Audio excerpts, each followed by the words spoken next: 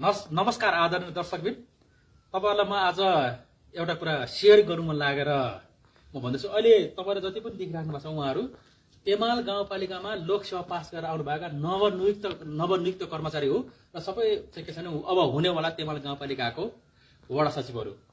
अब यहाँ के छ भने उहाँहरु सबै सरकारी स्कुल पढ्नु भएकाहरु चाहिँ अब भन्नु चाहिँ के भन्छ भने निजी बोर्डिङ स्कुलको पढाइ चाहिँ एकदमै राम्रो हुन्छ, सरकारी स्कुलको पढाइ चाहिँ राम्रो हुँदैन भनेर भन्छ। तर अहिलेसम्म हेर्ने भने अधिकांश लोकसेवामा पास गर्ने अधिकृतहरुदेखि लिएर ती अहिले चाहिँ नाम निकाल्ने सचिवहरु, सहसचिव, इभन मुख्य सचिवहरुको पनि हामीले उनीहरुको डेटा हेर्ने हो नि उहाँहरु प्राय सबै भनौं न सरकारी स्कुलबाट पढेर आएको छ। सरकारी स्कुलमा पढाएका टिचरहरुले पढाएका विद्यार्थीहरु कमजोर हुन्छ नि त, बोर्डिङबाट पढाएको अब्बल हुनुहुन्छ। उहाँहरु कोही पनि बोर्डिङ स्कुलबाट हुन्न।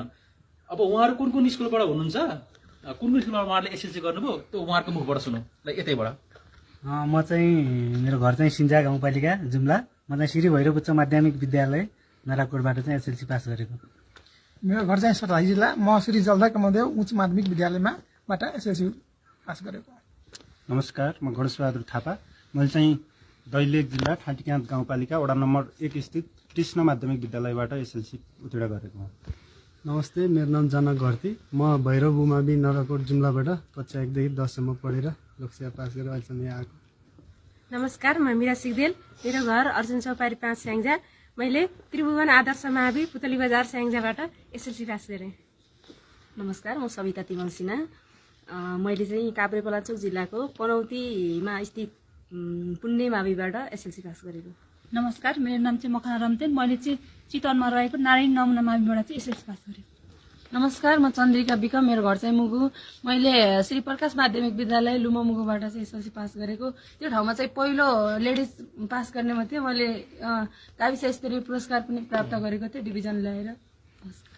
ल यसरी पनि के म आफै पनि सरकारी स्कुल। अब उहाँ हाम्रो पञ्जीकरण शाखाका प्रमुख हुनुहुन्छ। हजुर कुन स्कुलबाट एसएलसी? नमस्कार, म उद्धव प्रसाद पाण्डे, जनचेतना मावि तेमाल 1 बाट एसएलसी पास। र क्यामेराम्यानमा हुनुहुन्छ। ल क्यामेराम्यानलाई पनि देखाइदिनु त। र क्यामेराम्यान अहिले चाहिँ 3 नम्बरको चाहिँ नमस्कार, म उपेन्द्र तिमिसेना। म चाहिँ त्रिभुवन माध्यमिक विद्यालय भोरीगाउँ ठाकुरबा 1 नम्बरबाट चाहिँ यसरी म फर्स्ट डिभिजन उत्तीर्ण गरेको।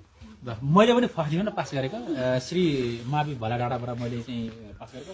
यसले पनि के देखाउँछ भने यदि लोकसेवा पास हुन सक्छ भने सरकारी स्कुलमा पढेका र सरकारी स्कुलका टिचरहरूले पढाएकाहरूले मात्र पास हुन सक्छ। एकजना पनि यहाँ बोर्डिङका छैनन् क्या यहाँनिर। अनि त्यही भएको कारणखेरि सरकारी स्कुलमा पढ्ने र सरकारी मास्टरहरूले पढाएको चाहिँ टिचर विद्यार्थी कमजोर हुन्छ भने पनि उहाँहरू चाहिँ के हो त। त्यही भएर म पनि तपाईँलाई के भन्छु भने तपाईँले पनि आफ्नो बाल बच्चालाई सरकारी स्कुलमा पढाउनु चाहिँ के छ भने तपाईँहरू दुविधा नपर्नु होला।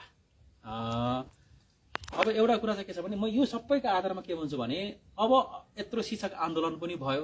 अब शिक्षा ऐन पनि आउनेवाला छ, शिक्षा ऐन। त्यो शिक्षा ऐनमा चाहिँ बरु के चाहिँ हुनुपर्छ भने यो सार्वजनिक पद धारण गरेका व्यक्तिहरू चाहे कर्मचारी होस् चाहे जनप्रतिनिधि होस्, सरकारी राज्य कोषबाट तलब सेवा सुविधा खाने जति पनि तिनीहरूको बालबच्चा छ यिनीहरूको चाहिँ के छ भने अनिवार्य रूपमा सरकारी स्कुलमा पढाउनु पर्छ भनेर यदि त्यो खालको ऐन बन्यो भने अरू जेसुकै बनोस्, तर त्यति एउटा कुरा यति बन्यो भने चाहिँ के छ भने बोर्डिङ स्कुलमा पढेर हामी चाहिँ विदेशीको दास बने जस्तो त्यो विदेशीको त्यो लेबर बन्ने त्यस्तो जनशक्तिमा चाहिँ एकदमै कम हुन्छ।